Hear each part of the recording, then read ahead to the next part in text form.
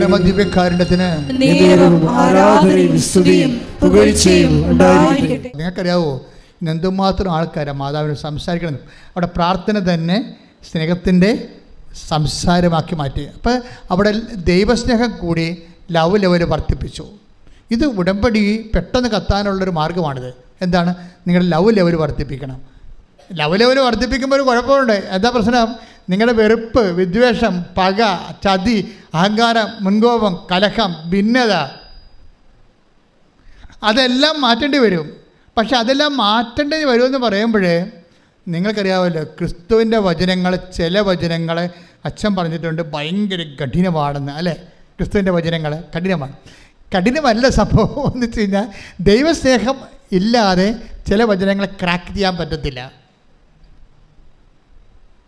കാര്യം ഇതിനകത്ത് ദൈവത്തെ കാണണ്ടേ. ഇപ്പം നിന്നോട് സണ്ട കൂടി നിൻ്റെ ഉടുപ്പ് കരസ്ഥമാക്കാൻ ഉദ്യമിക്കുന്നവന് അവനിൽ പോലും അവനെന്താ കൊടുക്കേണ്ടത്? മേലെങ്കിൽ കൂടി കൊടുക്കാൻ. കാര്യം എന്താണ്? ഇവനെ ക്രിസ്തുവായിട്ടാണ് നമ്മൾ കാണേണ്ടത്. മനസ്സിലായി? ക്രിസ്തുവിൻ്റെ വേറെ എന്നെ വിശുദ്ധിയിൽ വളർത്താൻ, എന്നെ കൃപയിൽ ഉയർത്താൻ ക്രിസ്തു വേറൊരു വേഷമായി എന്നെ പരിപാലിക്കുകയാണ്. ഇത് ഭയങ്കരമാണ്. ഇതുകൊണ്ടാണ് നീ ശത്രുവിനെ പോലും ഐഡൻറ്റിഫൈ ചെയ്യണമെന്ന് പറയണത്. അല്ലേ? അങ്ങനെ വചനമില്ലേ? ശത്രുവിനെ സ്നേഹത്തെക്കുറിച്ച് പറയുമ്പോൾ ശ്രദ്ധിക്കട്ടെ മക്കളെ, ശ്രദ്ധിക്കട്ടെ. ഹല്ലേലൂയ ഹല്ലേലൂയ ഹല്ലേലൂയ ഹല്ലേലൂയ ഹല്ലേലൂയ ഹല്ലേലൂയ യേശുവേ നന്ദി. ഹല്ലേലൂയ ഹല്ലേലൂയ ഹല്ലേലൂയ ഹല്ലേലൂയ ഹല്ലേലൂയ ഹല്ലേലൂയ. ആരാധന ആരാധന യേശുവേ ആരാധന ആരാധന ആരാധന യേശുവേ ആരാധന. മത്തായി ശ്രീകയുടെ സുവിശേഷം 5:43 എടുത്തേ. അയൽക്കാരനെ സ്നേഹിക്കുക, പറഞ്ഞേ, അയൽക്കാരനെ സ്നേഹിക്കുക, ശത്രുവിനെ ദ്വേഷിക്കുക, ശത്രുവിനെ ദ്വേഷിക്കുക എന്ന് പറഞ്ഞിട്ടുള്ളത് നിങ്ങൾ കേട്ടിട്ടുണ്ടല്ലോ. എന്നാൽ ഞാൻ നിങ്ങളോട് പറയുന്നു, ശത്രുക്കളെ സ്നേഹിക്കുവിൻ, നിങ്ങളെ പീഡിപ്പിക്കുന്നവർക്ക് വേണ്ടി പ്രാർത്ഥിക്കുവിൻ, അങ്ങനെ നിങ്ങൾ നിങ്ങളുടെ സ്വർഗ്ഗസ്ഥനായ പിതാവിന്റെ മക്കളായി തീരും. ഇതിന് ഭയങ്കര ഗോസ്പൽ മെക്കാനിസമാണ്. ദൈവത്തിന്റെ ലക്ഷ്യം എന്താണ്? നിങ്ങളെ സ്വർഗ്ഗസ്ഥനായ പിതാവിന്റെ മക്കളാക്കുകയാണ്. അല്ലാതെ അവരോട് ക്ഷമിച്ചിട്ട് നാണം കെടുക്കുക എന്നുള്ളതിനാണ് നിങ്ങൾ പ്രാധാന്യം കൊടുക്കുന്നത്. ഇല്ലേ? നമ്മളെ തന്തയ്ക്ക് വിളിച്ച് എൻ്റെ അടുത്ത് പോയി നമ്മൾ പിന്നെ അങ്ങോട്ട് ക്ഷമിക്കാനല്ല പറഞ്ഞിരിക്കണത്. അപ്പോൾ നമ്മൾ ഓർക്കുന്നത് എന്ത് പരിപാടി, അവൻ പിന്നെയും നമ്മൾ കളിയാക്കത്തില്ലേ? അപ്പോൾ നമ്മളെ മാനുഷികതയാണ് നമ്മൾ അവിടെ അഡ്രസ്സ് ചെയ്യണത്. ക്രിസ്തു നമ്മുടെ മാനുഷികത അല്ല അഡ്രസ്സ് ചെയ്യണത്. എന്താ പറയുന്നത്? നിങ്ങളെ അങ്ങനെ ചെയ്താൽ നിങ്ങൾ ദൈവരാജ്യത്തിൻ്റെ മക്കളായി മാറുമെന്നാണ്. എന്താ പ്രശ്നം വെച്ച് കഴിഞ്ഞാൽ നമ്മുടെ ലവ് ലെവൽ വർദ്ധിപ്പിക്കാൻ വേണ്ടി ഒരു ശത്രുവിൻ്റെ വേഷം കൊണ്ട് ദൈവം വരികയാണ്. ദൈവം തന്നെയാണത്. മനസ്സിലായില്ലേ? അത് വളരെ ശ്രദ്ധിച്ചാൽ മനസ്സിലാകും. ആധ്യാത്മിക ജ്ഞാനം വേണം ഈ വിഷയത്തിൽ. വെച്ചാൽ നമ്മളെ ദൈവ പൈതലാക്കാൻ വേണ്ടി എന്താ ചെയ്തത്? ദൈവം എന്ത് വേഷം കെട്ടാനും തയ്യാറാണ്. അതിലൊരു വേഷമാണ് ശത്രുത എന്ന് പറയുന്നത്. നിങ്ങൾ ചണ്ട കൂടുന്ന വേഷം. ചിലപ്പോൾ അതിൻ്റെ അകത്ത് ജ്ഞാനപരമുള്ളവൻ. അതുകൊണ്ടാണ് ക്രിസ്തു മിണ്ടാതിരിക്കും എപ്പോഴും, കുരിശിൽ പോരും. എന്താ കാര്യം? ഇതെല്ലാം പിതാവാണെന്ന് ഈശോയ്ക്കറിയാമായിരുന്നു. ഈ കുരിശിലുള്ള പീഡകളെല്ലാം പിന്നിലെല്ലാം പിതാവിൻ്റെ പാപത്തിന് പരിഹാരം ചെയ്യാൻ തന്നോട് ആവശ്യപ്പെട്ടുകൊണ്ട് പിതാവിൻ്റെ അദൃശ്യമായ സാന്നിധ്യം ഇതിൻ്റെ പിന്നിലുള്ളത് കൊണ്ടാണ് അവൻ കൊല്ലാൻ പോകുന്ന കുഞ്ഞാടിനെ പോലെ മൗനനായിരുന്നത്. ശ്രദ്ധിക്കട്ടെ.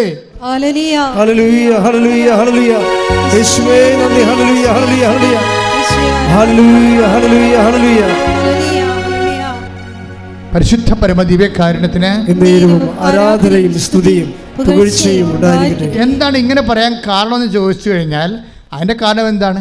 എനിക്ക് വിശന്നോ, എനിക്ക് ദാഹിച്ചു, നിങ്ങളിലേക്ക് കുടിക്കാൻ തന്നോ? അപ്പോൾ അവരോട് ചോദിക്കും, അവർ ഈശോയോട് ചോദിക്കും, നിന്നെ എപ്പോഴാണ് വിശക്കുന്നതിനെ കണ്ടത്? എൻ്റെ ഏറ്റവും എളിയവനിൽ നീ കൊടുത്തപ്പോൾ എനിക്ക് തന്നെയാണ് ചെയ്തു തന്നത്. അപ്പോൾ ഈ ശത്രുവിനെ നമ്മൾ സ്നേഹിക്കുമ്പോൾ ഈ ശത്രുതയല്ലേ ഏറ്റവും കൂടുതൽ എന്നെ ഹർട്ട് ചെയ്യണത്. അപ്പോൾ അതിനെ അതിലംഘിച്ചുകൊണ്ട് ഞാൻ ദൈവസ്നേഹം കൊടുക്കുമ്പോൾ ഞാൻ ദൈവപൈതലായിട്ട് ഗ്രേഡറ്റ് ചെയ്യുകയാണ്. എന്താ കാര്യം? നിത്യത കണ്ടുകൊണ്ടാണ് വചനങ്ങളെല്ലാം കഠിനമാക്കി വെച്ചിരിക്കുന്നത്. നിത്യതയുടെ ഒരു വാട്ടർ മാർക്ക് എല്ലാ വചനങ്ങളിലും ഉണ്ട്. പ്രത്യേകിച്ച് കടുപ്പമുള്ള വചനങ്ങളിലെ. വെളിപാട് 22:11 അനീതി ചെയ്തിരുന്നവൻ പറഞ്ഞേ, അനീതി ചെയ്തിരുന്നവൻ ഇനിയും അനീതി ചെയ്തു കൊള്ളട്ടെ. കൈയടിച്ച് ചെയ്തു കൊള്ളട്ടെ. ഹല്ലേലൂയ. എങ്ങനെയുണ്ട് പരിപാടി? കേട്ടോ കേട്ടോ കേട്ടോ. ബൈബിള് തീരാൻ പോകുകയാണ്. ലാസ്റ്റ് വാക്കുകളാണ്. എന്താണ്? അനീതി ചെയ്തിരുന്നവൻ ഇനിയും അനീതി ചെയ്തു കൊള്ളട്ടെ. ചെയ്തു കൊള്ളട്ടെ.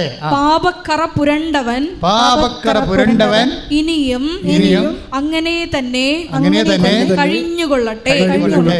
നീതിമാൻ ഇനിയും നീതി പ്രവർത്തിക്കട്ടെ. വിശുദ്ധൻ ഇനിയും വിശുദ്ധീകരിക്കപ്പെടട്ടെ. ലാസ്റ്റ് സമയത്തിന്റെ അവസാനം ആരെയും മാനസാന്തരയ്ക്ക് വിളിക്കാത്ത ലോകത്തിലെ ഒരേ ഒരു പുസ്തകമാണ് ബൈബിൾ. എന്താ കാര്യം വെച്ച് കഴിഞ്ഞാൽ, കുറേ പേര് ബ്രാൻഡഡ് ആയിരിക്കുകയാണ്. അവൻ മാനസാന്തരപ്പെടാൻ ദൈവം ആഗ്രഹിക്കുന്നില്ല. കാര്യം അത് വരപ്രസാദമാണ്. മാനസാന്തരം ദൈവം നിങ്ങൾക്ക് നൽകുന്ന മനസ്സലിവാണ്. കഠിനമായ മനസ്സുള്ളവർ കഠിനമായിട്ട് തന്നെ പോകട്ടെ എന്ന് പറയും. കഠിനമല്ലാതെ മനസ്സലിവുള്ളവനായി നിൽക്കട്ടെ, ഇനി സമയമില്ലെന്ന് പറയും. എല്ലാ മനുഷ്യൻ്റെ മുന്നിൽ ഈ സമയമില്ലാത്തൊരു സമയം വന്നിട്ട് പറയും, don't repeat, don't contrite, don't have contrition, don't repent. എന്നെയും നിൻ്റെയും മുഖത്ത് നോക്കി ദൈവം എന്നെങ്കിലും ഇനി മാനസാന്തരപ്പെടണമെന്ന് പറഞ്ഞാൽ ഒരു തീരുമാനമാകും. അപ്പോഴേ ഇതൊരു സമയമാണ്. മാനസാന്തരം ഒരു സമയമാണ്. ഹൃദയത്തിൻ്റെ അലിവ് ഞാൻ എപ്പോഴും ഓർക്കുകയും, ഒരു ലേവ്യ പുരോഹിതൻ ബൈബിളിൽ കഥ പറയുമ്പോൾ കർത്താവ് അതിൻ്റെ അകത്ത്, ഞാൻ പറഞ്ഞില്ല, നിത്യതയുടെ വാട്ടർ മാർക്കിന് വെക്കും. നിത്യതയുടെ ഒരു ജലമുദ്ര വെച്ചിട്ടാണ് ബൈബിൾ ചെയ്തിരിക്കുന്നത്. ഇപ്പോൾ ഓരോ കഥ പറയുമ്പോഴും അതിൻ്റെ അകത്ത് ഈ നിത്യതയുടെ വാട്ടർ മാർക്ക് കാണാം. എന്താ പറയണത്? ഒരു മനുഷ്യൻ ചോദിച്ചു, നിത്യജീവൻ പ്രാപിക്കാൻ ഞാൻ എന്ത് ചെയ്യണം? അപ്പോൾ ഈശോ പറഞ്ഞു, നിയമത്തിൽ എന്താണ് എഴുതിയിരിക്കണത്? അപ്പോൾ അവരെന്ത് പറയും? എല്ലാത്തിനേക്കാളും ഉപരി ദൈവത്തെ സ്നേഹിക്കുക, നിന്നെപ്പോലും നിൻ്റെ അയൽക്കാരനെ സ്നേഹിക്കുക. എന്നാൽ നീ പോയി അതുപോലെ ചെയ്യുക. അപ്പം അവൻ ചോദിക്കും, തിരിച്ചു ചോദിക്കും, ആരാണ് എൻ്റെ അയൽക്കാരൻ? അപ്പോൾ ഈശോ പറയും, ഒരു മനുഷ്യൻ ജെറുസലേമിൽ നിന്ന് ജെറീക്കോയിലേക്ക് പോകുകയായിരുന്നു. കള്ളന്മാരുടെ കൈ അകപ്പെട്ടു. അവൻ്റെ വസ്തുവകൾ അടിച്ചു മാറ്റിയിട്ട് അവനെ മൃതപ്രായനായിട്ട് വഴി തള്ളി. ആ വഴിക്കൊരു ലേവായം പോയി, ആ വഴിക്കൊരു പുരോഹിതൻ പോയി. രണ്ട് കക്ഷികളും ആൾക്കാരുമായിട്ട് ബന്ധപ്പെട്ട പാർട്ടിയാണ്. ലേവായനായാലും ശരി, അവരിൽ നിന്നാണ് പുരോഹിതനുണ്ടാകുന്നത്. അപ്പോൾ ഈ കർത്താവിനോട് അടുത്ത ശുശ്രൂഷ ചെയ്യുന്ന രണ്ട് കക്ഷികളെ ഈശോ കഥയിൽ കൊണ്ടുവരികയാണ്. എന്നിട്ട് കർത്താവുമായിട്ട് ഒരു അടുപ്പമില്ലാത്ത ഒരു സമറിയാക്കാരനെ കൊണ്ടുവരും. വ്യത്യാസം എന്താണെന്ന് ചോദിച്ചു കഴിഞ്ഞാൽ, ഈ രണ്ട് കക്ഷികളും എണ്ണയുമായിട്ട് കൈകാര്യം ചെയ്യുന്ന ആൾക്കാരാണ്. പുരോഹിതനെ എണ്ണയുമായിട്ട് കൈകാര്യം ചെയ്യുന്ന സദോക്ക് പുരോഹിതനാണ് സോളമനെ എണ്ണ ഒഴിച്ച് വാഴിച്ച ആളാണ്. പുരോഹിതന് എണ്ണ കൈകാര്യം ചെയ്യേണ്ട ആളാണ്. ലേവ്യ പുരോഹിതനും എണ്ണ കൈകാര്യം ചെയ്യുന്ന ആളാണ്. പക്ഷേ ഈ രണ്ട് കക്ഷികളുടെ എണ്ണയില്ല. ഇനി ദൈവവുമായിട്ട് ബന്ധമില്ലാത്തൊരു മനുഷ്യന് എണ്ണയും കൊണ്ട് വരുന്നുണ്ട്. അവൻ്റെ പേരെന്താണ്? സമറിയക്കാരൻ. അവനിവനെ കണ്ടു, അടുത്ത് ചെന്നു എന്ന് ബൈബിൾ എന്നിട്ട് പറയും, അവൻ്റെ മനസ്സലിഞ്ഞു വന്നു. ശ്രദ്ധിക്കട്ടെ.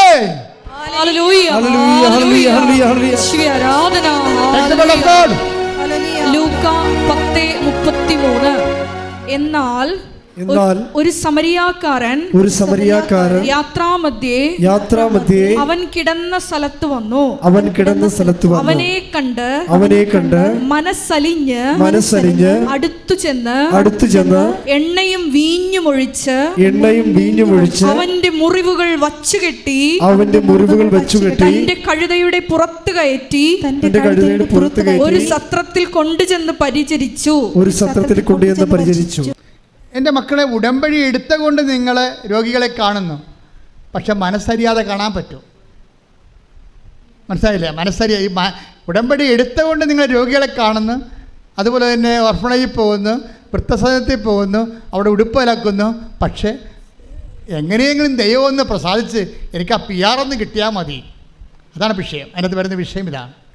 പക്ഷെ അതിന് വേണ്ട കണ്ടന്റ് എന്താണ്? ഈ മനസ്സലിവാണ്. പ്രാർത്ഥിക്കുക, കർത്താവേ എനിക്ക് ഉടമ്പടി പ്രകാരം ദൈവസ്നേഹത്തോടെ എല്ലാ ദീനക്കാരിലും അങ്ങേ കാണുമ്പോൾ മനസ്സലിയാൻ എന്നെ സഹായിക്കണം. മനസ്സലിവ് ആദ്യം ഉണ്ടായത് ആർക്കാണ്? ഈശോയ്ക്കാണ്. ടേക്ക് ദ ബെഡ് ഓഫ് ജനത്തെക്കൂട്ടത്തെ കണ്ടപ്പോൾ അതിന് അനുകമ്പ തോന്നി. ശ്രദ്ധിക്കട്ടെ. ഹല്ലേലൂയ, ഹല്ലേലൂയ, ഹല്ലേലൂയ, ഹല്ലേലൂയ. യേശുവേ ആരാധന, ആരാധന, യേശുവേ നന്ദി, മഹത്വം, മഹത്വം, മഹത്വം, മഹത്വം. ഹല്ലേലൂയ ഹല്ലേലൂയ ഹല്ലേലൂയ ഹല്ലേലൂയ ഹല്ലേലൂയ യേശുവേ നന്ദി ഹല്ലേലൂയ ഹല്ലേലൂയ ആരാധന ആരാധന ആത്മനാഥൻ യേശുവേ ആരാധന ആരാധന സ്നേഹരാജൻ യേശുവേ. മത്തായി 9:36 ജനക്കൂട്ടങ്ങളെ കണ്ടപ്പോൾ യേശുവിന് അവരുടെ മേൽ അനുകമ്പ തോന്നി. പിന്നെ പ്രശ്നം വെച്ച് കഴിഞ്ഞാൽ ഈ അനുകമ്പ, മനസ്സലിവ്, ഒരു സൽപ്രവൃത്തിയെ ക്രിസ്തുവിൻ്റെ കൃപാപര പ്രവൃത്തിയാക്കി മാറ്റുന്നത് ക്രിസ്തുവിൻ്റെ മനസ്സിൻ്റെ നിലവാരം സ്വീകരിക്കുമ്പോഴാണ്. അപ്പോൾ മാത്രമേ താഴെ വരാൻ പറ്റത്തുള്ള. മനസ്സിലായില്ലേ? ഒരു സൽപ്രവൃത്തിയെ കൃപാപര പ്രവൃത്തി ആക്കണത് അത് ചെയ്യുമ്പോൾ ക്രിസ്തുവിൻ്റെ മനസ്സിൻ്റെ നിലവാരത്തിലേക്ക് നമ്മുടെ മനസ്സ് നിലവാരപ്പെടുമ്പോഴാണ് ശരിക്കും. അപ്പം അതറിയണമെങ്കിലേ എന്ത് ചെയ്താലും ഇപ്പം ഞാൻ നിങ്ങളെ പത്രവും കൊടുത്ത് വിടും, ഭയങ്കര ഓരോരുത്തരും പറയും. അതായത് ലോകം മുഴുവൻ സുവിശേഷം ക്രിസ്തുവിനെ കൈമാറുന്ന സഭയിലെ ഏറ്റവും വലിയ ഒരു സംരംഭമാണിത്. ഇത് വെറുതെ കിട്ടിയൊന്നുമല്ല. 4 വയസ്സ് മുതൽ ഈ കക്ഷിയുടെ പുറകെ നടന്ന് കിട്ടിയതാ. എങ്ങനെയാണ് ദൈവമേ സുവിശേഷ വേല ചെയ്യേണ്ടത്, അതിന് പട്ടക്കാരനായ പറ്റുമെന്ന് എനിക്കൊരു ബോധമുണ്ടായിരുന്നു 10ാം ക്ലാസ്സിലേക്ക് പഠിക്കുമ്പോഴൊക്കെ. അതിനുശേഷം പട്ടക്കാരനായതിനു ശേഷവും പിന്നെയും ബാക്കി കർത്താവെ സുവിശേഷ വേലയെക്കുറിച്ച് പിന്നെയും എനിക്ക് ഇതല്ല, ഈ ശങ്കരാചാര്യ പറഞ്ഞ പോലെ നേതി ഇതല്ല ഇതിൻ്റെ അപ്പുറത്തുണ്ടെന്ന്. അങ്ങനെ അപ്പുറത്തുള്ളതിനെ അന്വേഷിച്ചപ്പോഴാണ് കർത്താവ് നമ്മൾ ഉടമ്പടി വരെ എത്തിയത്. നിങ്ങളിന്ന് എന്തുമാത്രം പ്രേക്ഷിതരാണ് ഉള്ളത്. പക്ഷേ പ്രേക്ഷിതരെ അറിയേണ്ട ഒരു കാര്യമുണ്ട്. ഒരു പത്രം കൊണ്ടൊരു മനുഷ്യൻ്റെ മുമ്പിലേക്ക്, ഒരു ഓട്ടോറിക്ഷക്കാരൻ്റെ മുമ്പിലേക്ക്, അല്ലെങ്കിൽ ഒരു ഓഫീസിലേക്ക് ചെല്ലുമ്പോൾ അവിടെ നിങ്ങളെ തന്തക്ക് വിളിക്കുമെന്ന് ആദ്യമേ നിങ്ങൾ കരുതണം. കാര്യം അവർക്ക് അവിടെ നിന്ന് തന്തക്ക് വിളിക്കാതിരിക്കുന്നത് ആരായിരിക്കും? അവരായിരിക്കല്ലേ, ക്രിസ്തു തന്നെയായിരിക്കും. പോരെ, പണിയായോ? കാര്യം വചനം അങ്ങനെയല്ല പോണത്. നിങ്ങളെ ഉപദ്രവിക്കുന്നവരിൽ ആരെ കാണുമെന്നാണ് പറയണത്? ക്രിസ്തുവിനെ കാണണം. എന്നിട്ട് എന്താ കാണണത്? ഈ മനോഭാവം സ്വീകരിച്ചുകൊണ്ട് നിങ്ങൾ എളിമപ്പെടണം. അല്ലാതെ അവരെയും തന്തക്ക് വിളിച്ചിട്ട് പോരരുത്. മനസ്സിലായില്ലേ? അതുകൊണ്ടാണ് യേശു ക്രിസ്തുവിൻ്റെ മനോഭാവം. Take the word of God. ഫിലിപ്പിയർ 2:6 സ്തുതിക്കട്ടെ. ഹല്ലേലൂയ ഹല്ലേലൂയ ഹല്ലേലൂയ ഹല്ലേലൂയ യേശുവേ ആരാധന ആരാധന ആരാധന യേശുവേ നന്ദി ഹല്ലേലൂയ. ഫിലിപ്പി 2:5 മുതലുള്ള തിരുവചനങ്ങൾ. യേശുക്രിസ്തുവിനുണ്ടായിരുന്ന ഈ മനോഭാവം പറഞ്ഞ് യേശുക്രിസ്തുവിനുണ്ടായിരുന്ന ഈ മനോഭാവം നിങ്ങളിലും ഉണ്ടാകട്ടെ. ദൈവത്തിന്റെ രൂപത്തിലായിരുന്നെങ്കിൽ അവൻ ദൈവവുമായുള്ള സമാനത നിലനിർത്തേണ്ട ഒരു കാര്യമായി പരിഗണിച്ചില്ല. തന്നെ തന്നെ ശൂന്യനാക്കിക്കൊണ്ട് ദാസന്റെ രൂപം സ്വീകരിച്ച് മനുഷ്യരുടെ സാദൃശ്യത്തിൽ ആയിത്തീർന്ന് ആകൃതിയിൽ മനുഷ്യനെ പോലെ കാണപ്പെട്ടു. ഈ ആകൃതിയും മനുഷ്യനെ പോലെ ആയി കാണപ്പെട്ടു എന്നുള്ള മനുഷ്യാവതാരം തുടരുകയാണ്. എന്താ കാര്യം? പല മനുഷ്യന്മാരും നമ്മളോട് ക്രിസ്തുവിൽ വളരൂ എന്ന് പറഞ്ഞുകൊണ്ട് നമ്മളെ പീഡിപ്പിക്കുകയും ഞെരുക്കുകയും ചെയ്യും. അപ്പോൾ എന്ത് ചെയ്യണമെന്നാണ് പറയണത്? ബുദ്ധിയും ബോധമുള്ളവൻ ആഹ്ലാദിച്ചുല്ലസിക്കുവൻ.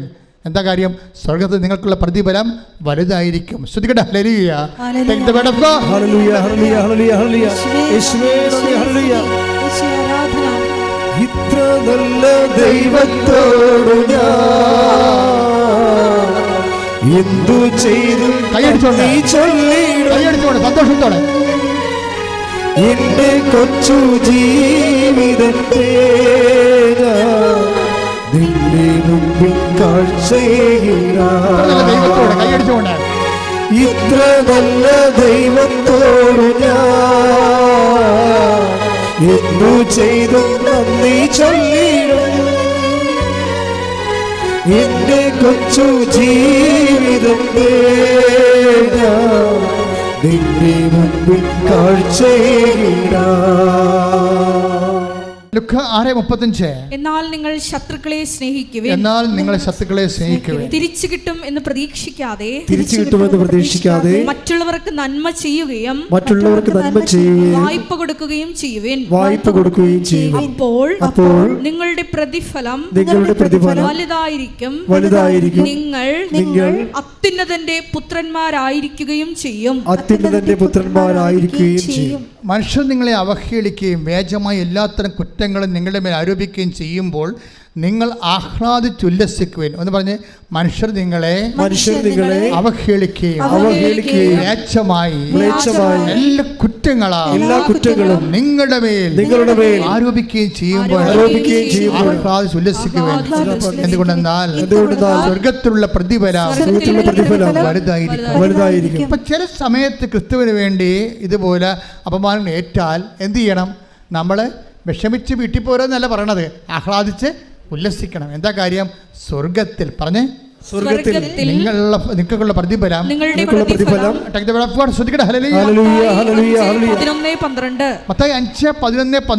എന്നെ പ്രതി മനുഷ്യർ നിങ്ങളെ അവഹേളിക്കുകയും പീഡിപ്പിക്കുകയും തിന്മകളും നിങ്ങൾക്കെതിരെ വ്യാജമായി പറയുകയും ചെയ്യുമ്പോൾ നിങ്ങൾ ഭാഗ്യവാന്മാർ, നിങ്ങൾ ആനന്ദിച്ച് ആഹ്ലാദിക്കുകയും സ്വർഗത്തിൽ നിങ്ങളുടെ പ്രതിഫലം വലുതായിരിക്കും. സ്വർഗത്തിൽ പ്രതിഫലം എന്ന് മാത്രം പറഞ്ഞാൽ ഓക്കെ, ഇതങ്ങനെയല്ല പ്രശ്നം. വലിയ പ്രതിഫലമുണ്ട്, ചെറിയ പ്രതിഫലമുണ്ട്.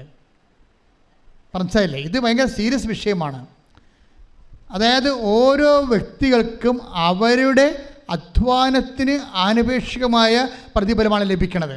അപ്പം അതിനകത്ത് വലിയ പ്രതിഫലമുണ്ട്. ഞാൻ എപ്പോഴും നിങ്ങളോട് പറയും, സൂര്യനുണ്ട്, ചന്ദ്രനുണ്ട്, നക്ഷത്രങ്ങളുണ്ടെന്ന് പറഞ്ഞില്ലേ, അതുപോലെ തന്നെ മഹത്വം കൃപ സ്വീകരിക്കുന്ന അനുസരിച്ച് കൊണ്ട് നമുക്ക് ആർജിക്കുന്ന മഹത്വം വലിയ മഹത്വമുണ്ട്, ചെറിയ മഹത്വമുണ്ട്, മഹത്വമില്ലായ്മയും ഉണ്ടാകും ചിലപ്പോൾ. അതുകൊണ്ട് തന്നെ നിങ്ങൾ ഓർക്കുക, സൽപ്രവൃത്തികൾ കൂടിപ്പോയെന്ന് ആരും ചിന്തിക്കരുത്, എത്ര കൂടിയാലും. അതുകൊണ്ടാണ് ഈശോ പറഞ്ഞത്, എന്തെല്ലാം തരം അപകട മേഖലകളിലൂടെയാണ് സുവിശേഷത്തിൻ്റെ സാക്ഷ്യ ജീവിതം ഈശോ മുന്നേറ്റിക്കൊണ്ട് പോകണമെന്നറിയാവോ? മനുഷ്യർ നിങ്ങൾ ചണ്ട കൂടി ഉടുപ്പ് കരസ്ഥമാക്കുക, അവഹേളിക്കുക, വേച്ചമായ കുറ്റം ആരോപിക്കുക, അപ്പോൾ നിങ്ങൾ ആഹ്ലാദിക്കുവിൻ. സത്യസന്ധമായ ദൈവത്തെ, സ്വർഗത്തെ കണ്ടവർക്ക് മാത്രമേ ഇതുപോലെ വ്യക്തമായിട്ട് മനുഷ്യരാശിയെ പ്രബോധിപ്പിക്കാൻ പറ്റത്തുള്ളൂ. അല്ലാത്തവർക്ക് വേദകപരമായിട്ടുള്ള കുറേ സ്വപ്നങ്ങളെ കൊണ്ട് കൊടുത്ത് മാനുഷികമായിട്ട് മനുഷ്യനെ വഞ്ചിക്കുകയാണ് ചെയ്യണത്. സത്യസന്ധമായി ഈ ഭൂമിയിൽ നാം അനുഭവിക്കുന്ന എണ്ണീന് പറയുന്ന മാനസിക ശാരീരിക പീഡകൾ, when we receive it in the name of Jesus Christ, we are in our kingdom of God. നമ്മൾ ദൈവത്തിൻ്റെ ആലയത്തിലാണ്, അവൻ്റെ ദൈവരാജ്യത്തിലായിരിക്കും. അപ്പം ദൈവരാജ്യത്തിനെ പ്രതിയായിട്ട് നിങ്ങൾ കാഴ്ചവെക്കണം. എന്ത് വിഷയമുണ്ടായി? അതുകൊണ്ടാണ് നിങ്ങൾ പരമാവധി പോകണ്ട എന്ന് ഈശോ പറയണത്, ശണ്ട കൂടാൻ പോകണ്ട എന്ന് ഈശോ പറയണത്. ചിലയിടത്ത് തോറ്റു കൊടുക്കാൻ പറയും, ചിലത് തല്ലും കൊണ്ട് പോരാൻ പറയും. എന്താ കാര്യം? നമുക്കിനിയും പോകാൻ ഇടമുണ്ട്. അതുകൊണ്ടാണ് പോകാൻ ഇടമില്ലാത്തവർ തല്ലും കൊണ്ട് പോരണ്ട, തിരിച്ച് തല്ലിട്ട് പോരാൻ പറയും. അവർക്ക് പോകാൻ ഇടമില്ല. ഈ ഭൂമി വെച്ച് അവരുടെ ജീവിതം അവസാനിക്കുകയാണ്, സെമിത്തേരി വെച്ച്. പക്ഷേ നീ അങ്ങനെയല്ല, നിനക്ക് വേണ്ടി മരിച്ചവൻ നിനക്ക് വേണ്ടി ഉയർത്തെഴുന്നേറ്റുകൊണ്ട് അവൻ വീണ്ടും വരുമെന്ന് പറയുന്നുണ്ട്. സമരക്കാരൻ പറയുന്ന കഥയിൽ ഒരു വാക്കുണ്ട്. എന്താണ് ആ വാക്ക്?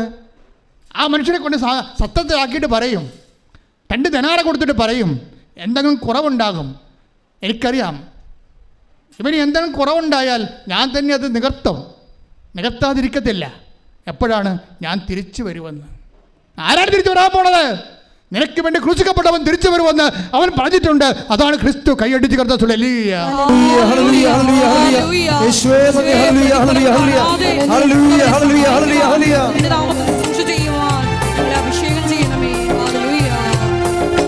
പാടി വാഴ്ത്തുന്നെല്ലാരും, പ്രിയനേ നിൻ സ്നേഹം ഓർക്കുന്നെല്ലാരും. പാടി വാഴ്ത്തുന്നെല്ലാരും, പ്രിയനേ നിൻ സ്നേഹം ഓർക്കുന്നെല്ലാരും.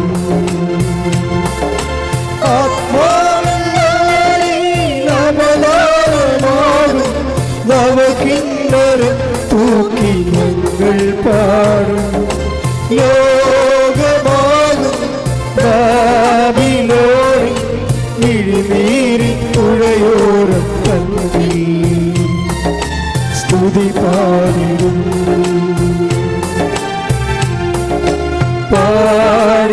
വാഴ്ത്തുന്നെല്ലാരും പ്രിയനേ നിൻ സ്നേഹം ഓർക്കുന്നെല്ലാരും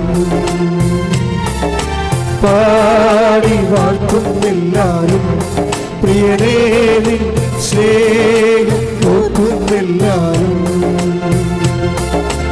ആത്മാവിനവദാനമാകും നവകിന്നരം തൂക്കി ഞങ്ങൾ പാടും ലോകമാകും ബാബിലോണിൻ മിഴിനീരിൻ പുഴയോരം തമ്മിൽ സ്തുതി പാടിടും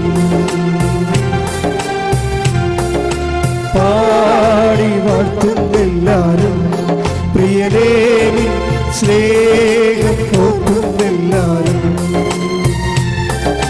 പാടി വാഴ്ത്തുന്നെല്ലാരും പ്രിയനേ നിൻ സ്നേഹം ഓർക്കുന്നെല്ലാരും.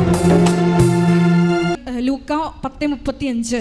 അടുത്ത ദിവസം അവൻ സത്രം സൂക്ഷിപ്പുകാരന്റെ കയ്യിൽ 2 ദനാറ കൊടുത്തിട്ട് പറഞ്ഞു, ഇവന്റെ കാര്യം നോക്കിക്കൊള്ളണം. കൂടുതലായി എന്തെങ്കിലും ചെലവാകുന്നെങ്കിൽ ഞാൻ തിരിച്ചു വരുമ്പോൾ തന്നുകൊള്ളാം. ഹല്ലേലൂയ, ആരാധന, ഹല്ലേലൂയ. പാടി വാഴ്ത്തുന്നെല്ലാരും പ്രിയനേ നിൻ സ്നേഹം ഓർക്കുന്നെല്ലാരും എല്ലാവരും പാടി വാഴ്ത്തുന്നെല്ലാരും പ്രിയനേ നിൻ സ്നേഹം ഓർക്കുന്നെല്ലാരും ആത്മാവിൻ മലരിൽ അവതാരമാകും നവകിന്നരം തൂക്കി ഞങ്ങൾ പാടും ലോകമാകും ബാബിലോണിൻ മിഴിനീരിൻ പുഴയോരം തമ്മിൽ സ്തുതി പാടിടും പാടി വാഴ്ത്തുന്നെല്ലാരും പ്രിയനേ നിൻ സ്നേഹം ഓർക്കുന്നെല്ലാരും. പരിശുദ്ധ പരമദിവ്യകാരുണ്യത്തിന് ആരാധനയും സ്തുതിയും പുകഴ്ചയും ഉണ്ടായിരിക്കട്ടെ. ഈ സമരിയക്കാരൻ ആരാണെന്ന് ചോദിച്ചാൽ നമുക്കറിയാം. പരിശുദ്ധാത്മാവിലാണ് സുവിശേഷം വായിക്കുന്നുണ്ടെങ്കിൽ ആത്മാവ് അവനോട് പറയും, ഇത് നിനക്ക് വേണ്ടി ക്രൂശിക്കപ്പെട്ടവനാണ്. ഇവൻ്റെ കയ്യിരിക്കുന്ന വെള്ളം, ഇവൻ്റെ കയ്യിരിക്കുന്ന വീഞ്ഞും എണ്ണയുമാണ് നിന്നെ ആത്മാവിനെ പൂരിതമാക്കിയിരിക്കുന്ന ദൈവത്തിൻ്റെ കൃപ. ഇവനെന്താ പറയണത്? ആ സത്യസൂക്ഷിപ്പുകാരനോട് പറയുന്ന വാക്കുണ്ട്. എന്താ പറയണത്? എന്തെങ്കിലും കൂടി ചിലവാകണമെങ്കിൽ അതാരോട് പറയണതാ? ആരെല്ലാം കർത്താവിന് വേണ്ടി വേല ചെയ്യുന്നുവോ അവനോടെല്ലാം ദൈവം പറഞ്ഞ വാക്കാണ്. നിന്റെ സഹോദരന് വേണ്ടി, അമ്മയ്ക്ക് വേണ്ടി, അപ്പന് വേണ്ടി, അയൽവാസിക്ക് വേണ്ടി, നിന്റെ ശത്രുവിന് വേണ്ടി പോലും എന്തെങ്കിലും കൂടി നിന്റെ കയ്യിൽ ചിലവാകണമെങ്കിൽ എൻ്റെ ദൈവവേദന അത് സൗജന്യമല്ല. I will repay it. ഞാനത് തിരിച്ചു തരും. എപ്പോഴാണ്? ഞാൻ വരുമ്പോൾ വരണവരെ നീ കാത്തിരിക്കണം. കൈയടിച്ച് കിടന്ന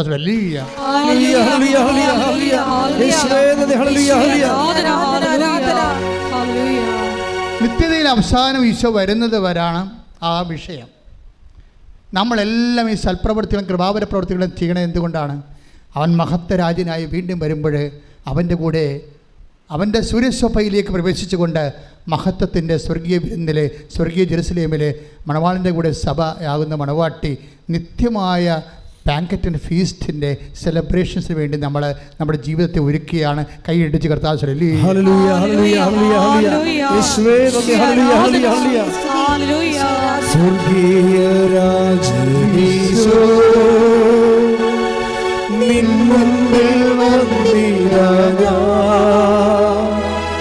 കാരുണ്യ സാഗരമേ കാത്തുകൊള്ളണമേ നീ, കാരുണ്യ സാഗരമേ കാത്തുകൊള്ളണമേ നീ. ഇപ്പം കൂടിപ്പോയെന്നൊന്നും പറയരുത് കേട്ടോ. അപ്പനെയും അമ്മനെയും അയൽവാസികളെയൊക്കെ സഹായിച്ചതിൽ കൂടിപ്പോയതെന്നൊന്നും പറയരുത്. കൂടിപ്പോയാൽ, എന്തെങ്കിലും കൂടുതൽ ചിലവായാൽ എന്താണ്? ഞാൻ തിരിച്ചു വരുമ്പോൾ അത് നിത്യതയ്ക്ക് വേണ്ടിയുള്ള നിക്ഷേപമാണ്. കൈയടിച്ച് കിടത്താൻ ശ്രമിക്കുക. ഹല്ലേലൂയ ഹല്ലേലൂയ ഹല്ലേലൂയ യേശുവേ ഹല്ലേലൂയ കാരുണ്യ സാഗരമേ കാത്തുകൊള്ളണമേ കാരുണ്യ സാഗരമേ കാത്തുകൊള്ളണമേ. ഈ നമ്മൾ പറയുന്ന അയാൾ ആ മുറിവിലൊഴിച്ച എണ്ണയില്ലേ, ആ സമരക്കാരൻ എൻ്റെ ആ വഴിവെക്കിൽ മൃതപ്രമായി കിടന്ന മനുഷ്യൻ്റെ വ്രണങ്ങൾ എന്താണ് ഒഴിച്ചത്? എണ്ണയും വീഞ്ഞും. അതാണ് ഈ സൽപ്രവൃത്തികളെന്ന് പറയണത്. മനസ്സിലായില്ലേ? നമ്മൾ ചെയ്യുന്ന സൽപ്രവൃത്തികളുടെ പ്രതീകാത്മകമായ സുവിശേഷ വചനമാണ് എണ്ണയും വീഞ്ഞുമെന്ന്. ചില സമയത്ത് നമ്മൾ എണ്ണ, അതുകൊണ്ടാണ് ഈശോ പറയണത് ചില ഒരു ഭയങ്കര ബുദ്ധിമാന്മാരായിരിക്കും പക്ഷെ വിവരം ഉണ്ടാകത്തില്ലെന്ന്. ഭയങ്കര ബുദ്ധിമാന്മാരായിരിക്കും മനുഷ്യന്മാരുടെ കൂട്ടത്തിലേ. സാധാരണ മനുഷ്യരുമുണ്ട്, കുറച്ച് ബുദ്ധി കൂടിയ ആൾക്കാരുണ്ടല്ലോ. അപ്പം അവരെല്ലാം ചെയ്യണത് നമ്മളെന്ത് കൊടുക്കുന്നു, നമുക്കെന്ത് കിട്ടുന്നു, അതിനൊരു അംശം അങ്ങോട്ട് കൊടുക്കുന്നു. നമ്മളൊരു ദൈവമായിട്ടൊരു ബിസിനസ്സിലാണ് നമ്മൾ ചെയ്യണത്. കാരണം നമ്മൾ പറയും അനിയത്തിയുണ്ട്, ചേട്ടത്തിയുണ്ട്, ചേട്ടനുണ്ട്, അവരൊക്കെ ഈ അമ്മ പറ്റത്തില്ലേ, പിന്നെ എനിക്ക് മാത്രം എൻ്റെ ബെഡർക്ക് എന്ത് മാത്രം അമ്മ വന്ന് അത് കണക്ക് പറയില്ലേ. മിണ്ടാണ്ടിരിക്കാനാണ് എപ്പോഴും നല്ലത് കേട്ടോ. അപ്പോൾ ഉള്ളത് ചെയ്തത് പോലും ഇല്ലാണ്ടാവും. നമ്മളുടനെ പറയത്തില്ലേ, ആശുപത്രി പോയി നിൽക്കുമ്പോൾ അമ്മയുടെ കൂടെ ആശുപത്രി പോയി നിൽക്കുമ്പോൾ പറയത്തില്ലേ, ഞാൻ മാത്രമുള്ള അനിയത്തിയുണ്ട്, അവൾ വന്ന് നിൽക്കണില്ല, അവൾ ടീച്ചറാണ്, മൂർത്തി ചേട്ടത്തിയുണ്ട്, അവിടെ കാനഡയിൽ പോയിരിക്കുകയാണ്, അവളിങ്ങനെ വരത്തിരിക്കുക, പിടിക്കത്ത് പോയില്ല, ഞാൻ മാത്രമാണ് എൻ്റെ പള്ളിക്കാണ് എല്ലാം കിടക്കണമെന്ന്. എൻ്റെ മക്കളെ, നിങ്ങൾ നിത്യതയിൽ നിനക്ക് ഓഹരി കിട്ടാൻ വേണ്ടി കർത്താവ് നിന്നെ പ്രത്യേകം തിരഞ്ഞെടുത്തിട്ട് നിനക്ക് ഈ വിഷയം ഏൽപ്പിച്ചിരിക്കുന്ന ആരാണ്? ക്രിസ്തുവാണെന്ന് കരുതാത്തോളം കാലം നിനക്കൊരിക്കലും കൃപയായി ജീവിക്കാൻ പറ്റത്തില്ല. അവരെ ഒരിക്കലും കമ്പയർ ചെയ്യരുത് ഒരു വിഷയത്തിന്. ഇവിടെ എന്താ പ്രശ്നം? ചിലർക്ക് എണ്ണ ഉണ്ട്, ചിലർക്ക് എണ്ണയില്ല, അത്രേ ഉള്ളൂ. ഒരപ്പൻ്റെ അമ്മയുടെ മക്കളായിരിക്കാം. ചിലർക്ക് എണ്ണ കയ്യിലുണ്ടാകാം, ചിലർക്ക് കയ്യിൽ എണ്ണ ഉണ്ടാകത്തില്ല. അതാണ് പ്രശ്നം. അവരെ കുറ്റം പറഞ്ഞ എന്താ കാര്യം? അവരെണ്ണ വാങ്ങാൻ പോയിരിക്കുകയല്ലേ, അപ്പം മണവാളം വരും. പരിപാടി തീർന്നില്ലേ? വായിച്ച് 25:4 മത്തായി സുവിശേഷം. ശ്രദ്ധിക്കട്ടെ. ഹല്ലേലൂയ ഹല്ലേലൂയ ഹല്ലേലൂയ ഹല്ലേലൂയ 25:4 മത്തായിയുടെ സുവിശേഷം. ഹല്ലേലൂയ ഹല്ലേലൂയ മത്തായി 25:4 വിവേകമതികളാകട്ടെ വിളക്കുകളോടൊപ്പം പാത്രങ്ങളിൽ എണ്ണയും എടുത്തിരുന്നു. ഇപ്പം വിളക്ക് മാത്രം എടുത്തിട്ട് കാര്യമില്ല. ചില ആൾക്കാർ വചനം മാത്രമുണ്ട്, വിളക്കുണ്ട്, എണ്ണയില്ല. അതാണ് പ്രശ്നം. വിളക്ക് ഈ 10 കന്യകമാരുടെ കയ്യിലും വിളക്കുണ്ടേ. എല്ലാവരും ഈ വിശ്വാസത്തിൽ വിളക്കിൽ തന്നെ വിശ്വസിക്കണത്. പക്ഷേ സംഭവം കത്തത്തില്ല. വചനം കത്തിക്കണമെങ്കിൽ എന്ത് വേണം? എണ്ണ വേണം. അതിനെന്ത് വേണം? മനസ്സലിവ് വേണം. മറ്റാൾ എണ്ണ പെരട്ടിയതിന് മുമ്പ് ഒരു സംഭവം ഉണ്ടായി. അയാൾക്ക് സമരക്കാർ എണ്ണ പെട്ടുമ്പോൾ എന്താ സംഭവിച്ചത്? മനസ്സലിഞ്ഞ്. അല്ല, ജോസഫ് മതിയിടല്ല എണ്ണ പെരട്ടിയത്. നിങ്ങൾ പല ആൾക്കാർ എണ്ണ പെട്ടണ ഉടമ്പടി എടുത്തതുകൊണ്ടാണ് സൽപ്രവൃത്തി കാണിക്കണത്. അതല്ല, മനസ്സലിയണം. ആരെ പ്രതി? ക്രിസ്തുവിനെ പ്രതി മനസ്സലിയുമ്പോൾ ആണ് അത് ക്രിസ്തുവിൻ്റെ കൃപാവര പ്രവൃത്തിയായിട്ട് മാറണത്. അല്ലെങ്കിൽ അത് ഉടമ്പടി പ്രവൃത്തിയായിട്ട് കേവലമായിട്ട് മാറുകയും ഫ്രൂട്ട്ഫുള്ളായ അല്ലാതെ വരിക സാധ്യതയുണ്ട്. ഇപ്പോൾ ഇവിടെ എന്താ പ്രശ്നം? 10 കന്യകമാരുണ്ടായിരുന്നു. അതിൽ ചിലർ 5 പേര് പാത്രങ്ങളിൽ എണ്ണ എടുത്ത് വേറെ എക്സ്ട്രാ ആയിട്ട് എടുത്തു. ചെറിയ വിളക്ക് മാത്രം കൊണ്ടുവന്നു. പക്ഷേ എന്താ പറയുക, അവസാനം ഷെയർ ചെയ്യാൻ പറ്റത്തില്ല. നീ എന്നെ ചേർത്തിയല്ലേ, നിൻ്റെ സൽപ്രവൃത്തി കുറച്ച് ഇങ്ങോട്ട് തരാൻ പറഞ്ഞാൽ തരാൻ പറ്റത്തില്ല. അതാ വിഷയം. അത് അവസാനമേ മനസ്സിലാകത്തുള്ളൂ. നീ എൻ്റെ അനിയത്തിയല്ലേ, നമ്മൾ രണ്ട് ഒരു വയറ്റിൽ പെറ്റതല്ലേ, നീ എൻ്റെ ഭർത്താവല്ലേ, നീ എൻ്റെ ഭാര്യ അല്ലേ എന്ന് ചോദിച്ചു കഴിഞ്ഞാൽ സൽപ്രവൃത്തികൾക്ക് കൃപ കൈമാറ്റാൻ, അനുഗ്രഹം കൊടുക്കാൻ പറ്റുമായിരിക്കും, കൃപ കൈമാറാൻ പറ്റത്തില്ല. അത് നമ്മൾ ശ്രദ്ധിക്കണം, സൂക്ഷിക്കണം. അല്ല, നിങ്ങൾ വിചാരിക്കും ഞാൻ ഭാര്യ പള്ളിയിൽ പോകണ്ടല്ല, പിന്നെ എനിക്ക് വേണ്ടി കൂടി നീ പ്രാർത്ഥിച്ചാൽ മതി എന്നൊക്കെ പറഞ്ഞാൽ അനുഗ്രഹം ഓക്കെയാണ്, കൃപ ഓക്കെയല്ല. അത് നീ തന്നെ കർത്താവിൻ്റെ നാമത്തെ സ്വീകരിച്ച് ദൈവസ്നേഹത്തോടെ നിൻ്റെ ആത്മാവിൽ നീ ചെയ്യേണ്ട കാര്യങ്ങളാണ്. അവിടെ പങ്കുകാരില്ല. അതാ പറയണത്. ആ കന്യകമാരോട് പറയുന്നത് കേട്ടല്ലേ, ഞങ്ങൾ തരത്തില്ല, തന്നിട്ടും കാര്യമില്ല. കാര്യം എന്താ? നിങ്ങൾക്ക് തികയാതെ വരും. താറ്റി പക്ഷേ കൃപയ്ക്കൊരു പ്രശ്നമുള്ളതെന്ന് വെച്ച് കഴിഞ്ഞാൽ അത് തികയാതെ വരാനുള്ള സാധ്യതയുണ്ട് എന്നാണ്. അതുകൊണ്ടാണ് അത് കൈമാറ്റം ചെയ്യാൻ പറ്റാത്തത്. കൃപ കൈമാറ്റം ചെയ്യാൻ പറ്റത്തില്ല. അത് വളരെ സീരിയസ് ആയിട്ട് മനസ്സിലാക്കേണ്ട വിഷയമാണ്. അതുകൊണ്ട് നീ 10 പത്രം കൂടുതൽ കൊടുത്താൽ അതിൻ്റെ കർത്താവിൻ്റെ നാമത്തിലാണ് കൊടുത്തിരിക്കണമെങ്കിൽ അതിൻ്റെ കൃപ നിനക്കാണ് ലഭിക്കുന്നത്. അതുകൊണ്ട് ഇവിടെ വെച്ച് നീ കൃപയുടെ കോടീശ്വരനാകാൻ നോക്കണം. കാര്യം കഠിന വചനങ്ങളാണ് ചെയ്യുമ്പോഴാണ് അതിലാണ് കൂടുതൽ കൃപ അടങ്ങിയിരിക്കുന്നത്. അതിലെല്ലാം നിത്യതയാണ് ഉദ്ദേശിക്കുന്നത്. കർത്താവ് നിത്യതയെക്കുറിച്ച് പറയുമ്പോൾ ഇപ്പോൾ എന്താ പ്രശ്നം? അതായത് ഇവർക്കെന്നാ പറ്റിയത് ഈ കന്യകമാർക്ക്? മണവാളൻ വരാൻ വൈകി, ഉറക്കം വരികയാൽ കന്യകമാർ കിടന്നുറങ്ങി. അർദ്ധരാത്രിയിൽ ഇതാ മണവാളൻ പുറത്തു വന്ന് അവനെ എതിരേൽക്കുവിനെന്ന് ആർപ്പുവിളി ഉണ്ടായി. പക്ഷേ കന്യകമാർ എഴുന്നേറ്റപ്പോൾ കുറേ പേർക്ക് എണ്ണയില്ല. അവർ പിന്നെ അവരുടനെ വാതിൽ അടക്കപ്പെടുകയാണ്. കർത്താവ് നിത്യതയുടെ കാര്യം പറയുമ്പോഴാണ് ഇതില്ല, അവസാനം പറയുന്ന ഭാഗമാണ് ഇതിൽ. കർത്താവിൻ്റെ ഈ യാത്രയുടെ ഈ മാനുഷികമായ അവതാര യാത്ര അവസാനിക്കണ മുമ്പ് ലാസ്റ്റ് പറയുന്ന ഭാഗങ്ങളാണ് മത്തായി 25 കൊണ്ടൊന്ന് ചേർത്തിരിക്കുന്നത്. ഇവിടുത്തെ മണവാളനല്ല ഈശോയാണ്, വരാൻ പോരണേ വൈകണതെല്ലാം അവൻ്റെ രണ്ടാം വരവുമായിട്ട് ബന്ധപ്പെട്ട കാര്യങ്ങളാണ് പറയണം മുഴുവൻ. കഥകളിലൂടെ പറയണതേ ഉള്ളൂ. അപ്പോഴൊരു കാര്യം, മണവാളൻ വരാൻ വൈകിയെന്ന് കഥ പറയുന്നുണ്ട്. സെൻറ്റ് പോളിനൊക്കെ പറഞ്ഞ അബദ്ധം, ഇത്തിരി കൂടി പരിശുദ്ധാത്മാവ് ഉണ്ടായിരുന്നെങ്കിലേ കർത്താവ് വരാൻ വൈകുമെന്ന് മനസ്സിലാകുമായിരുന്നു ശരിക്കും. അവരിപ്പോൾ വരുമെന്ന് പറഞ്ഞുകൊണ്ട് ആദ്യകാലങ്ങളിരുന്ന് ഇപ്പോൾ വരും കർത്താവ്, ഇപ്പോൾ വരുമെന്ന് പറഞ്ഞു. അതിൻ്റെ വചനങ്ങളുണ്ട് ഇപ്പോൾ വരുന്നത്. പക്ഷേ വരാൻ വൈകുമെന്ന് കർത്താവ് തന്നെ പറഞ്ഞിട്ടുണ്ട്. 10:25 മണവാള ഇപ്പോൾ ഈ നമ്മൾ ഇമ്മീഡിയറ്റ് പരൂസ്യ എന്ന് പറഞ്ഞ ആദിമസഭയെ കുറേ കാലം വിശ്വസിച്ചതാണ്. അതായത് ഇപ്പം കർത്താവ് വരുമെന്ന്.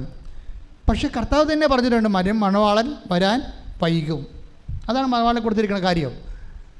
അപ്പോൾ എന്നാ പറ്റിയിരിക്കണത്? എത്ര വൈകിയാലും നമ്മുടെ കയ്യിൽ എന്തുണ്ടാകണം? കൃപയുണ്ടാകണം. നമ്മുടെ കയ്യിൽ കൃപയുണ്ടാകണം.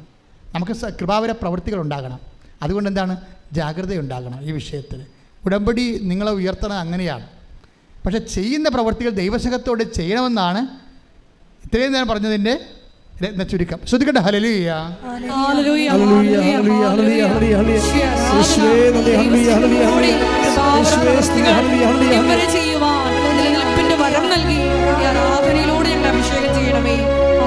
എല്ലാവരും എഴുന്നേൽക്കുക. അച്ഛൻ പ്രാർത്ഥിക്കുമ്പോൾ വിശ്വാസത്തോടെയും സന്തോഷത്തോടെയും പ്രാർത്ഥിച്ചുകൊണ്ട് സ്തുതിച്ചുകൊണ്ടിരിക്കണം. ഈ സമയം ഒരു വല്ലാത്ത സമയമാണ്. കർത്താവിൻ്റെ കൃപ അനേകം മക്കളിലേക്ക്, എല്ലാ രാജ്യങ്ങളിലേക്കും കർത്താവ് തന്നെ വിളിച്ചപേക്ഷിക്കുന്നവരെ സഹായിക്കുന്ന കൃപയാണ്. അത്തരം സാക്ഷ്യങ്ങൾ നമ്മൾ ഒത്തിരി കേട്ടിട്ടുണ്ട്.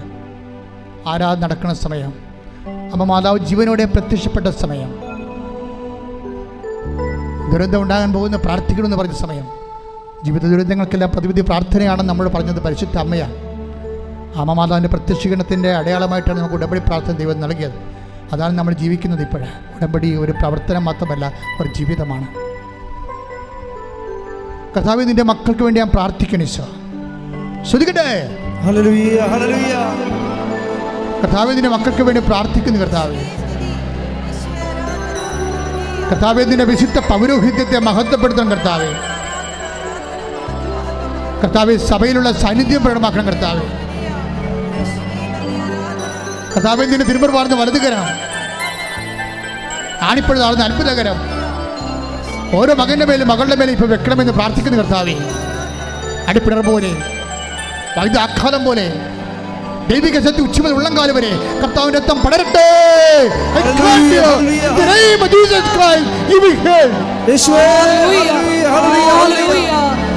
രോഗികളായ എല്ലാ മക്കളെയും തിരുത്താൽ കഴുകി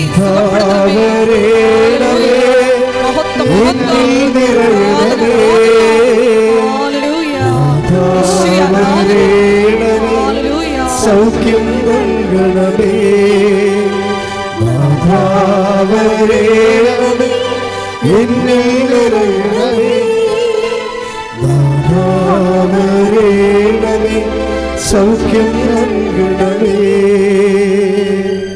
എൻ്റെ പ്രിയപ്പെട്ടവരെ, ഒരു മകനെപ്പോലും മകളെപ്പോലും തന്നെ വിളിച്ചപേക്ഷിക്കുന്ന, നാമം വിളിച്ചപേക്ഷിക്കുന്ന ഒരു മകനെപ്പോലും കർത്താവ് ഒഴിവാക്കത്തില്ല. നിങ്ങൾ ധൈര്യമായിട്ട് രോഗമുള്ളിടത്ത് കൈകൾ വെച്ചുകൊണ്ട് പ്രാർത്ഥിക്കട്ടെ. സ്തുതിക്കട്ടെ.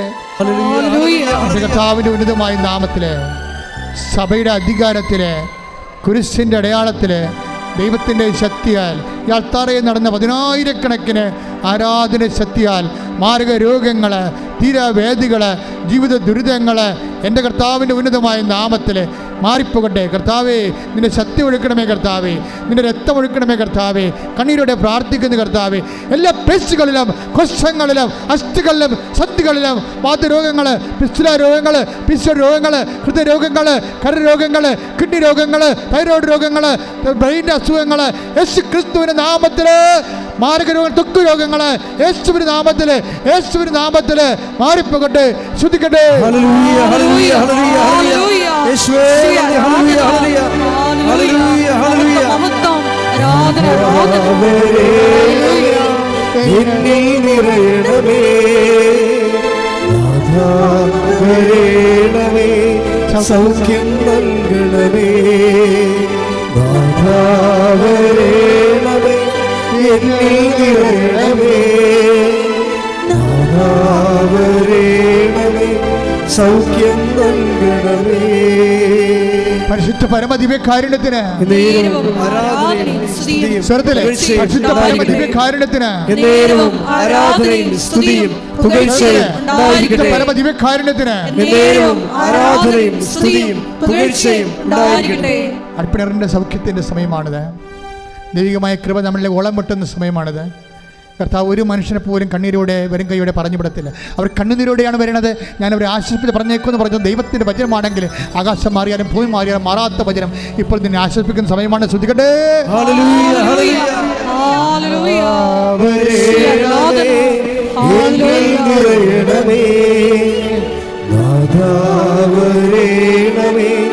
സൗഖ്യം നൽകണമേ വരേണമേ എന്നിൽ നിറയണമേ നാഥാ, വരേണമേ സൗഖ്യം നൽകണമേ. കൈകൾ കൂപ്പിക്കൊണ്ട് കർത്താവിനെ തന്നെ നോക്കിക്കൊണ്ട് പ്രാർത്ഥിക്കാം. ഇപ്പോൾ നമ്മൾ പ്രാർത്ഥിക്കാൻ പോകുന്ന വിഷയങ്ങൾ വിവാഹം ഒത്തുവരാത്ത മക്കൾ. കൈകൾ കുപ്പി കണ്ണുകൾ തുറന്ന് കർത്താവിനെ നോക്കിക്കൊണ്ട് മനസ്സിൽ പ്രാർത്ഥിച്ചുകൊണ്ടിരിക്കുക. ഇപ്പോൾ നമ്മൾ പ്രാർത്ഥിക്കാൻ പോകുന്ന വിഷയങ്ങൾ വിവാഹം ഒത്തുവരാത്ത മക്കൾ, കുഞ്ഞുങ്ങളില്ലാത്ത ദമ്പതികൾ, പരസ്പരം വിഘടിച്ച് വഴക്കിട്ട് അകന്നുപോയി കോടതി കേസാകാൻ പോകുന്ന ദമ്പതികൾ, ജോലിയില്ലാത്തവർ, വീടില്ലാത്തവർ, വീട് സ്ഥലവുമില്ലാത്തവർ, മക്കൾ വിദേശങ്ങൾ പഠിക്കാൻ പോയിട്ട് അവർക്ക് പരീക്ഷ എഴുതാൻ പറ്റാതെ നിൽക്കുന്നവർ, അവർക്ക് ജോലി കിട്ടാത്തവർ, PR കിട്ടാത്തവർ, അവർക്ക് വാടക വീട് പോലും കിട്ടാതെ അലയുകയും ഇപ്പോഴും ഇവിടുന്ന് പൈസ അയച്ചു കൊടുത്തുകൊണ്ടിരിക്കുന്നവർ, നാട്ടിൽ ജോലിയില്ലാതെ വിഷമിക്കുന്നവർ, വളരെ സാമ്പത്തികമായ തകർച്ചകളിലൂടെ കടന്നു പോകുന്നവർ, സ്ഥലം വിൽക്കാനുള്ളവരെ വിൽക്കാൻ പറ്റാത്തവർ, രക്ഷപ്പെടാനോ വീട് സ്ഥലവും പോലും ഇല്ലാത്തവർ, എല്ലാം കൊണ്ടും തകർന്ന് തരിപ്പണമായി ഞെരിഞ്ഞമരുന്നവർ, മാതാവേ, അമ്മ മാതാവേ, ജീവനോടെ പ്രത്യക്ഷപ്പെട്ട ഉടമ്പടി നൽകിയ അമ്മ പരിശുദ്ധമ്മ ദേവമാതാവേ, ഈശോയുടെ ജീവനോടെ പ്രത്യക്ഷപ്പെട്ടുകൊണ്ടിരിക്കുന്ന ഈ നിമിഷങ്ങൾ ഞങ്ങളുടെ മക്കൾക്ക് വേണ്ടി കണ്ണീരോടെ പ്രാർത്ഥിക്കുന്ന എന്തെല്ലാം വിധത്തിൽ ആരെല്ലാം ഏതെല്ലാം വേദന അനുഭവിക്കുന്നവർ സഹായിക്കാൻ ഒരു മനുഷ്യൻ പോലും ഇല്ലാത്ത അവസ്ഥകളിൽ ദൈവത്തിൻ്റെ കരുണ, അമ്മയുടെ പ്രത്യേക കാരുണ്യമാധ്യത്തോടെ യേശു നാമത്തിൽ നിന്നെ വിടുതൽ പ്രാപിക്കുകയും സൗഖ്യപ്പെടുകയും ചെയ്യട്ടെ. ശ്രദ്ധിക്കട്ടെ.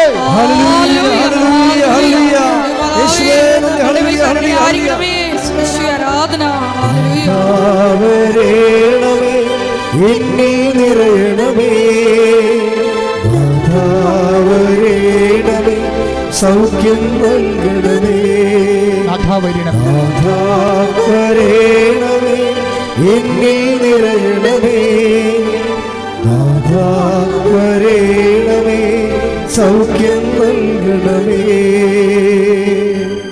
മുട്ടി നിൽക്കുക. മൗനപ്രാർത്ഥനയുടെ സമയമാണ്. അച്ചവിട്ടുപോയ വിഷയങ്ങൾ, എൻ്റെ മക്കളുടെ സ്വകാര്യ കാര്യങ്ങൾ കണ്ണീരുടെ മതാന്റെ മധ്യശീശയ്ക്ക് സമർപ്പിക്കുക. ഓൺലൈനിലുള്ളവർ ഇപ്പോഴും അത് തന്നെയാണ് പ്രാർത്ഥിക്കേണ്ടത്.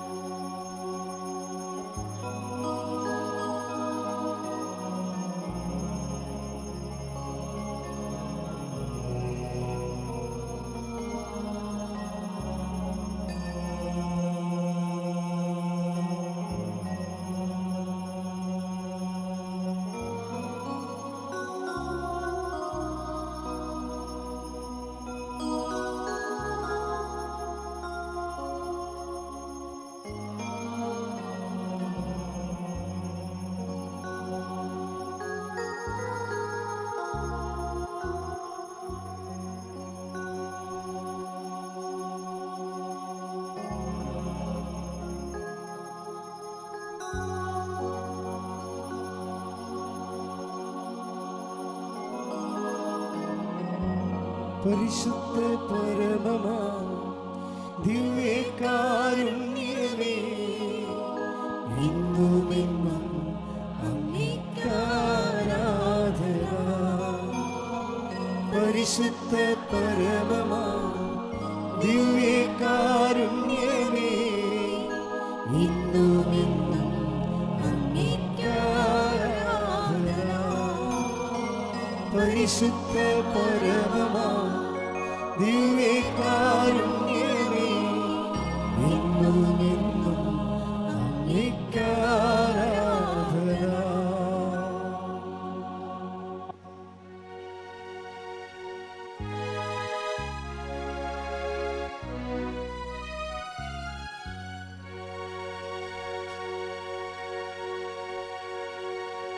ആവേ